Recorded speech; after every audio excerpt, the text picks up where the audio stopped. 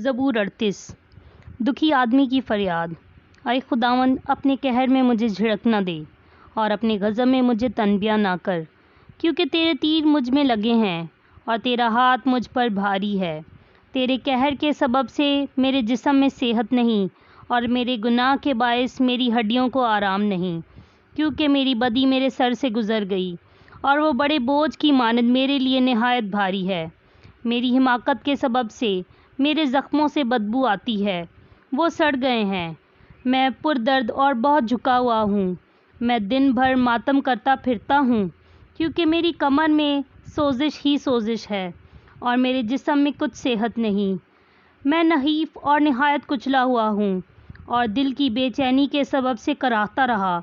اے خداوند، میری ساری تمنا تیرے سامنے ہے اور میرا کراہنا تجھ سے چھپا نہیں۔ میرا دل دھڑکتا ہے، میری طاقت گھٹی جاتی ہے، میری آنکھوں کی روشنی بھی مجھ سے جاتی رہی۔ میرے عزیز اور دوست میری بلا میں الگ ہو گئے اور میرے رشتہ دار دور جا کھڑے ہوئے۔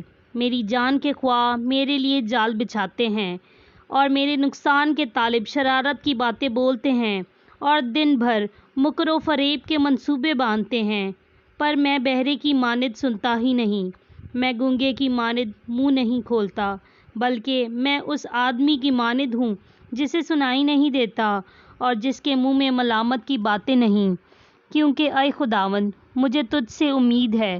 اے خداوند میرے خدا، تو جواب دے گا، کیونکہ میں نے کہا کہ کہیں وہ مجھ پر شادیانہ نہ بجائیں۔ جب میرے پاؤں پھسلتا ہے تو وہ میرے خلاف تکبر کرتے ہیں، کیونکہ میں گرنے ہی کو ہوں اور میرا غم برابر میرے سامنے ہے، اس لیے کہ میں اپنی بد کرداری کو ظاہر کروں گا اور اپنے گناہ کے باعث غمگین رہوں گا۔ لیکن میرے دشمن چست اور زبردست ہیں اور مجھ سے ناحق عداوت رکھنے والے بہت ہو گئے ہیں۔ جو نیکی کے بدلے بدی کرتے ہیں وہ بھی میرے مخالف ہیں، کیونکہ میں نیکی کی پیروی کرتا ہوں۔ اے خداوند، مجھے چھوڑ نہ دے، اے میرے خدا، مجھ سے دور نہ ہو۔ اے خداوند، اے میری نجات، میری مدد کے لیے جلدی کر۔ آمین۔